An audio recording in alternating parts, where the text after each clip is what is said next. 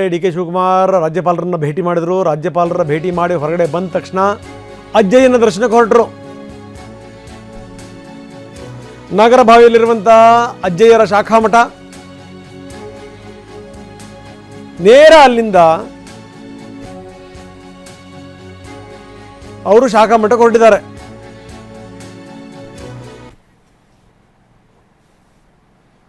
ಇದು ನಾವು ಮಠದ ದೃಶ್ಯಗಳನ್ನು ಕೂಡ ತೋರಿಸ್ತಾ ಇದ್ದೀವಿ. ಡಿ ಕೆ ಶಿವಕುಮಾರ್ ಇಲ್ಲಿಂದ ನೇರವಾಗಿ ಅಜ್ಜಯ್ಯವರ ಶಾಖಾ ಮಠಕ್ಕೆ ಹೋದರು.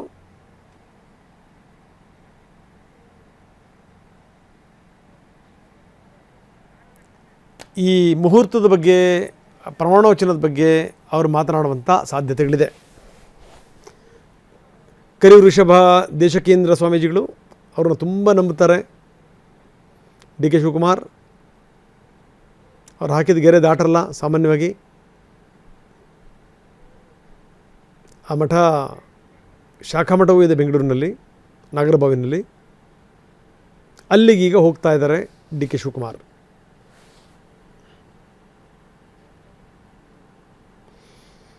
ಸ್ವಾಮೀಜಿಯವ್ರನ್ನ ಭೇಟಿ ಮಾಡಿ ಅವರು ಮಾತಾಡ್ತಾರೆ.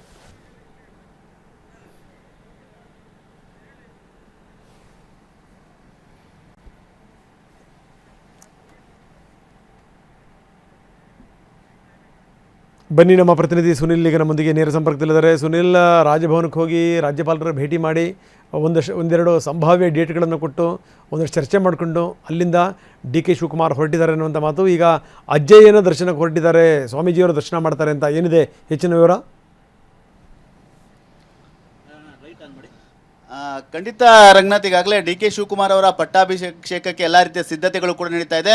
ಇದರ ನಡುವೆ ಈಗಾಗಲೇ ಡಿ ಕೆ ಶಿವಕುಮಾರ್ ಅವರು ರಾಜ್ಯಪಾಲರನ್ನ ಭೇಟಿಯನ್ನು ಮಾಡಿ ಒಂದೆರಡು ದಿನಾಂಕವನ್ನು ಕೂಡ ರಾಜ್ಯಪಾಲರಿಗೆ ಕೊಟ್ಟಿರುವಂಥದ್ದು. ಲಭ್ಯವಾಗಿರುವಂಥದ್ದು ಯಾವ ದಿನಾಂಕದಲ್ಲಿ ನೀವು ಲಭ್ಯವಿರ್ತೀರಾ ಅನ್ನೋ ಒಂದು ವಿಚಾರವನ್ನು ಕೂಡ ಈಗಾಗಲೇ ಪ್ರಸ್ತಾಪ ಮಾಡಿ, ಅದಾದ ನಂತರದ ನೇರವಾಗಿ ಈಗಾಗಲೇ ನಾಗರಭಾವಿಯಲ್ಲಿರುವಂಥ ಅಜ್ಜಯ್ಯ ಮಠ ಶಾಖಾ ಮಠ ಎಂದು ಅಲ್ಲಿಗೆ ಡಿ ಕೆ ಶಿವಕುಮಾರ್ ಅವರು ತಿಳಿದ್ದಾರೆ.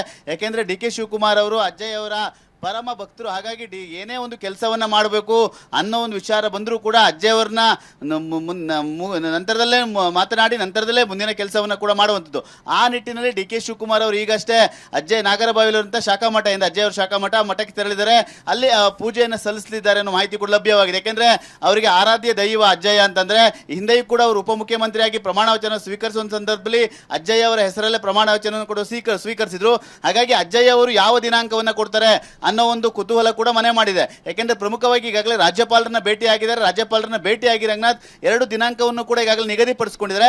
ಆ 2 ದಿನಾಂಕದಲ್ಲಿ ಯಾವ ದಿನಾಂಕ ಸೂಕ್ತವಾದ ಒಂದು ದಿನಾಂಕ ಅಂತೇಳಿ ಈಗಾಗಲೇ ಅಜ್ಜಯ್ಯ ಅವರು ಏನು ಸೂಚನೆ ಕೊಡ್ತಾರೆ ಆ ಒಂದು ಹಿನ್ನೆಲೆಯಲ್ಲಿ ಪ್ರಮಾಣ ವಚನ ಸ್ವೀಕರಿಸಲಿಕ್ಕೆ ಡಿ ಕೆ ಶಿವಕುಮಾರ್ ಮುಂದಾಗ್ತಾರೆ. ಈ ಒಂದು ನಿಟ್ಟಿನಲ್ಲಿ ಈಗಾಗಲೇ ನಾಗರಭಾವಿಯಲ್ಲಿರುವಂತಹ ಅಜ್ಜಯ್ಯ ಶಾಖಾ ಮಠಕ್ಕೆ ಭೇಟಿಯಾಗಿದ್ದಾರೆ. ಶಾಖಾ ಮಠಕ್ಕೆ ಭೇಟಿ ನೀಡಿ ಒಂದು ಸಮಯವನ್ನು ಕೂಡ ಈಗಾಗಲೇ ನಿಗದಿಪಡಿಸಿಕೊಂಡ ಸಾಧ್ಯತೆ ಕೂಡ ಇದೆ. ಯಾಕೆಂದ್ರೆ ಯಾವಾಗಲೂ ಕೂಡ ಪರಮ ಭಕ್ತರಾದ ಹಿನ್ನೆಲೆಯಲ್ಲಿ ಪ್ರತಿಯೊಂದು ರಾಜಕೀಯ ಹೆಜ್ಜೆಯನ್ನು ಇಡಬೇಕಾದ್ರೂ ಕೂಡ ಅಜ್ಜಯ್ಯವರನ್ನ ನೆನೆಸ್ಕೊಂಡೆ ಅವರು ಮುಂದೆ ಕಾರ್ಯವನ್ನು ನಡೆಸ್ತಾರೆ. ಅಜ್ಜಯ್ಯವರ ಒಂದು ಮಾರ್ಗದರ್ಶನದಲ್ಲೇ ಕಾರ್ಯವನ್ನು ನಡೆಸ್ತಾರೆ. ಆ ಒಂದು ನಿಟ್ಟಿನಲ್ಲಿ ಡಿ ಕೆ ಶಿವಕುಮಾರ್ ಅವರು ಅದೇ ದಾರಿಯಲ್ಲಿ ಕೂಡ ಇವತ್ತು ಕೂಡ ಸಾಗಿರುವಂತೆ. ಯಾಕೆಂದ್ರೆ ಈಗಾಗಲೇ ರಾಜ್ಯಪಾಲರ ಭೇಟಿ ಮಾಡಿ ಸಮಯ ನಿಗದಿ ಏನು ಮಾಡ್ಕೊಂಡಿದ್ದಾರೆ, ಆ 2 ಸಮಯ ಏನಿದೆ ಅವ್ರ ದಿನಾಂಕ ಏನಿದೆ, ಆ 2 ದಿನಾಂಕದಲ್ಲಿ ಯಾವುದು ದಿನ ಸೂಕ್ತ ಅನ್ನೋ ಒಂದು ನಿರ್ಧಾರವನ್ನು ಪ್ರಕಟ ಮಾಡಲಿಕ್ಕೆ ಅಜ್ಜಯ್ಯವರ ಮಠಕ್ಕೆ ಭೇಟಿ ನೀಡಿ ಈಗಾಗಲೇ ಶ್ರೀಗಳ ಒಂದು ಆಶೀರ್ವಾದ ಕೂಡ ಪಡಿತಾ ಇದ್ದಾರೆ. ಈ ಒಂದು ನಿಟ್ಟಿನಲ್ಲಿ ಡಿ ಕೆ ಶಿವಕುಮಾರ್ ಅವರು ಇನ್ನೇನು ಕೆಲವೇ ಹೊತ್ತಿನಲ್ಲಿ ಒಂದು ಅಂತಿಮವಾದ ನಿರ್ಧಾರವನ್ನು ಪ್ರಕಟ ಮಾಡುವಂತ ಸಾಧ್ಯತೆ ಕೂಡ ಇದೆ.